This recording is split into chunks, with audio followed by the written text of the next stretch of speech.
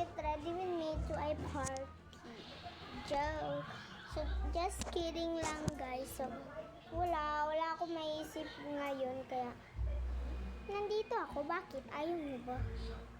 Grabe naman kayo. Hindi ko alam kung anong gagawin ko pero comment na lang kayo guys kung may gagawin pa ba ako. Wala na yung mga subscriber ko dito is i-subscribe ko kayo. I-subscribe ko kayo back. So, gagawin ko muna yung ipit ko guys. So, tara? Pumasok na pala ako dito kasi guys, ang init dun sa labas.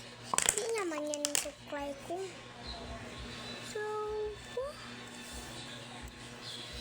parang against the light tayo dito. Punta nga tayo. Against the light lang tayo. Atropod dire. Hindi na lang guys, ipitan nato natong buhok kay. Higang kayo Pilipinas.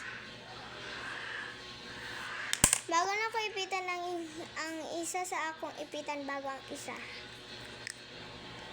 Bago na ko na siya ipitan is ginatalian. Sana ako na siya kay pati ko malisudan dirig ipit-ipit so silayan sana ako ga-shiny pa ba na ako nagay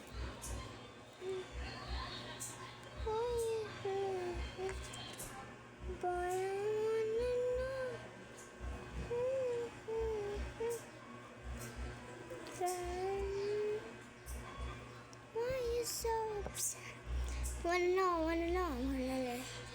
Nagsisigaw ganyan ko lang dito. Gaganyan ko lang yan siya.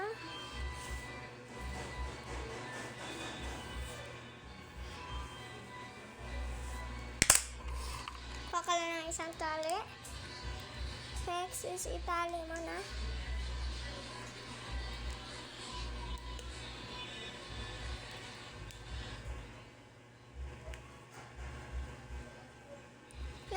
Itatali mo na lang ng ganyan dito. Kuha ka ng dalawang tali. Isatali mo na lang.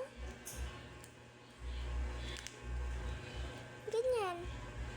Basic. Tapos na. Ganyan lang yung simpleng gawain lang yan guys.